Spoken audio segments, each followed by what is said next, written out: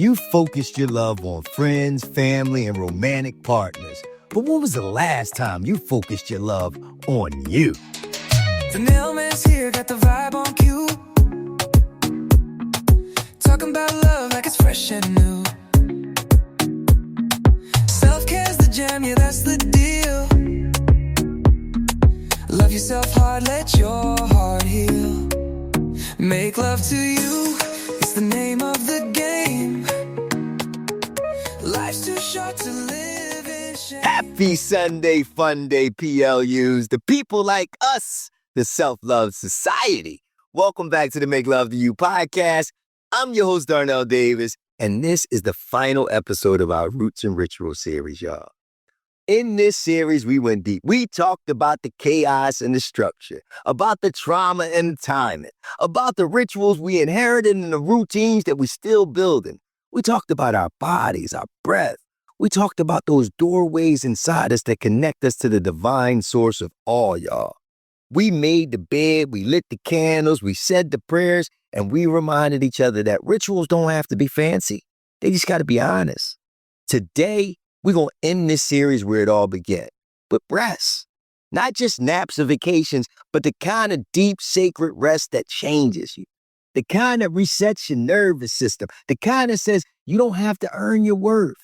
The kind that reminds you you're not a machine that runs on productivity. You are a living altar. And this episode is called The Sabbath in You. So let's get into it, y'all. And I'm going to start by being honest with y'all. I used to think naps was for old people and rest was for weak people. Like real rest, not sleep. I mean, I always slept, but I never allowed myself to rest because I thought I had to earn it. Like I had to work myself into the ground before I allowed myself to slow down. And even then, I'd rest and feel guilty about it. I'd be on that couch thinking I should be folding laundry while I'm watching this movie. Or if I let myself rest for 30 minutes, I'd be thinking about responding to all of those 27 unread text messages the whole time. And God forbid somebody called me while I was resting. I'd jump up and answer like I was busy the whole time. Rest wasn't a right, it was a reward to me. And I thought if I didn't bleed for it, I didn't deserve it. But here's the truth. You don't have to collapse to justify taking a break. You don't have to prove your exhaustion to make your stillness sacred. You just got to rest because you're a human being. You were made to move, but you were also made to stop. Now, I don't know where a lot of us fall on this spiritual spectrum, but most of us are familiar with the Bible. And in the book of Genesis, it says, on the seventh day, God rested. Let's pause right there. God, the omnipresent, the all-powerful, rested? Not because God was tired, but to model something sacred. You don't have to be depleted to take a pause. You don't have to wait until you break to be still. Rest is holy. Rest is rhythm. Rest is the exhale after the effort, after the offer. You ain't no robot. You are not your productivity. You are not your ability to push through. You are worthy of rest. Even if the dishes ain't done. Even if your inbox is full and the world is still spinning. Rest is how you remind your body, I trust that I don't have to do it all. I trust that I'm still loved when I slow down. Let's talk about those things that help us rest. Because rest isn't just about doing nothing. It's about doing what brings you home. And sometimes that home is lit by a candle. Sometimes it smells like sandalwood and frankincense. Sometimes it sounds like a soft playlist in the background or that silence so thick that you can hear your own breath. Let me tell you, these tools, they're not just cute. They're not just part of some wellness aesthetic. They work.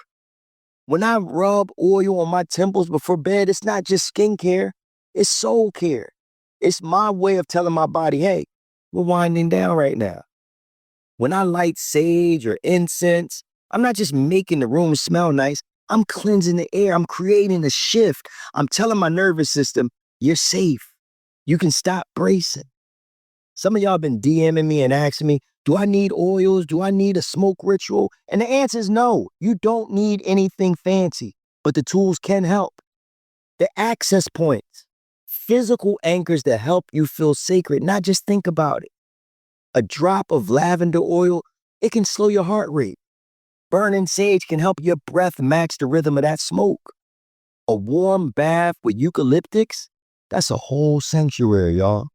These are your rituals.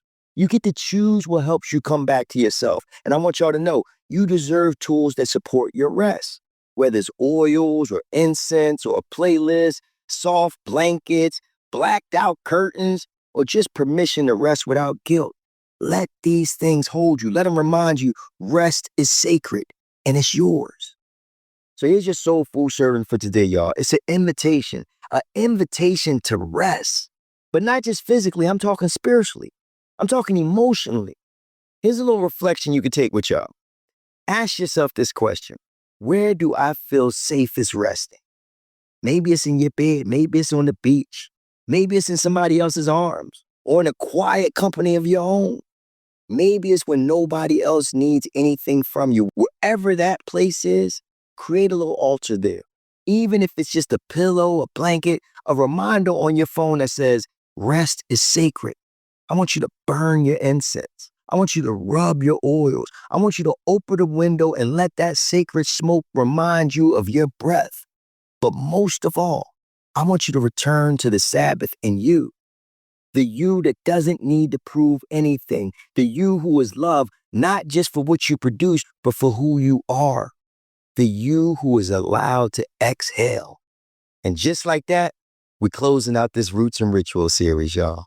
We done talked about discipline and devotion, about trauma and tenderness, about chaos, rhythm, the teeny altars we carry inside of us. But the deepest ritual of all is rest. The kind of rest that reminds you, you are sacred, you are worthy, you are home. Thank y'all for traveling with me in this series, y'all. Next up, we begin a new chapter. It's time for y'all to see me. We doing interview-style episodes with some of my favorite people, my friends, my healers from around the world. We're going to have stories, conversations, practices from people who built beautiful rituals of their own, and you're going to be able to see us together. But for now, I want y'all to put your phone down. I want you to close your eyes. I want you to rub a little oil on your temples if you want, and take one breath. Holy, sacred, messy, generous. I want you to inhale. I want you to exhale. That's the ritual. And I'm Darnell Davis. This is Make Love to You. I love y'all, and I'll see y'all tomorrow. Literally. Make Love to You is written and produced by Darnell Davis. For speaking engagements, inquiries, or just to stay connected with us on social media, visit our website at darnellspeaking.com. And remember, love yourself as if your life depends on it, because it does. Late night talks or morning tunes, healing hearts under silver moons. The Nailman's wisdom sharp and true, guiding you to a better you. Make love to you.